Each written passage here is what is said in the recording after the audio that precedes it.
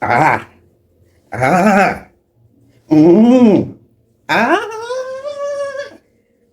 Ẹ wo nǹkan kan ò ṣe mí jàre. I'm all right. I'm in my perfect condition. I'm in my lusty.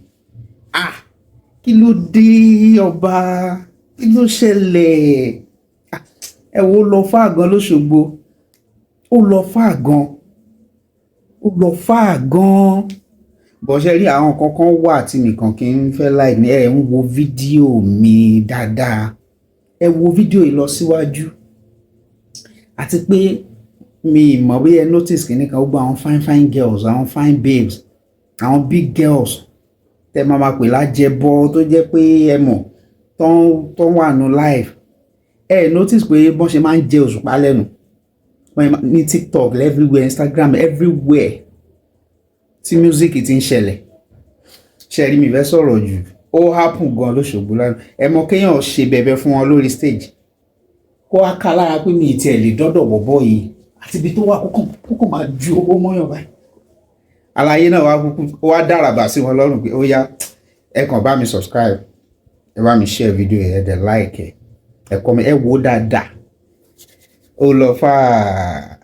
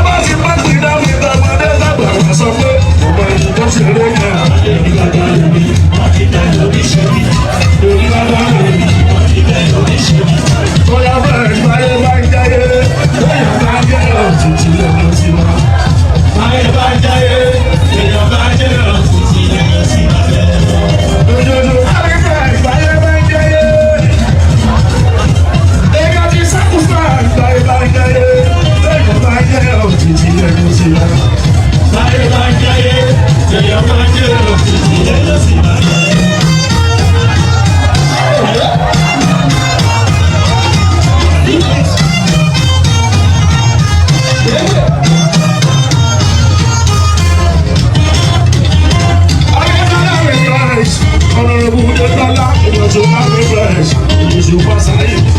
Ayé tó Osupa ní òde. Ayé ṣàkàrà ní òde. Ìbánu òjò òtítì ẹ̀ ó sì máa bẹ̀rẹ̀.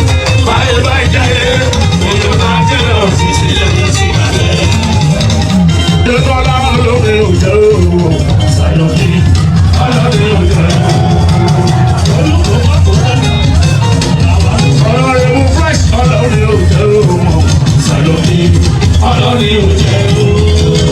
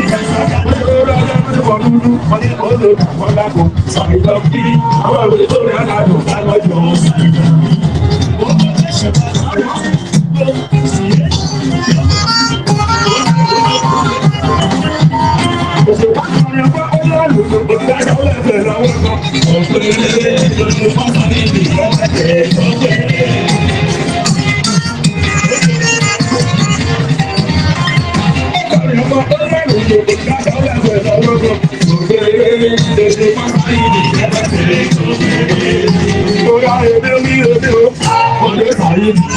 Èdè ní èdè, ọdẹ Saheed. Ẹ̀ta ṣáká, ọdẹ Saheed. Ẹ̀rín wẹ̀rẹ̀kọ, ọdẹ Saheed. Àrùn ìgbòdo, ọdẹ Saheed. Ẹ̀fà tí yẹlẹ, ọdẹ Saheed.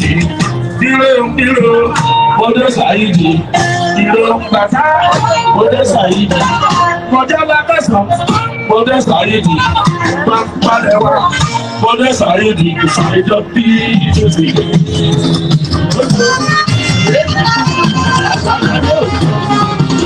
Ọdẹ ọdẹ ọdẹ ọdúdú, ọdẹ olódà wọn látò. Ìṣàìjọ bí àwọn ọdẹ tó yára lò káwájọ. Ó gbọ́dọ̀ ṣùgbọ́n lè dé.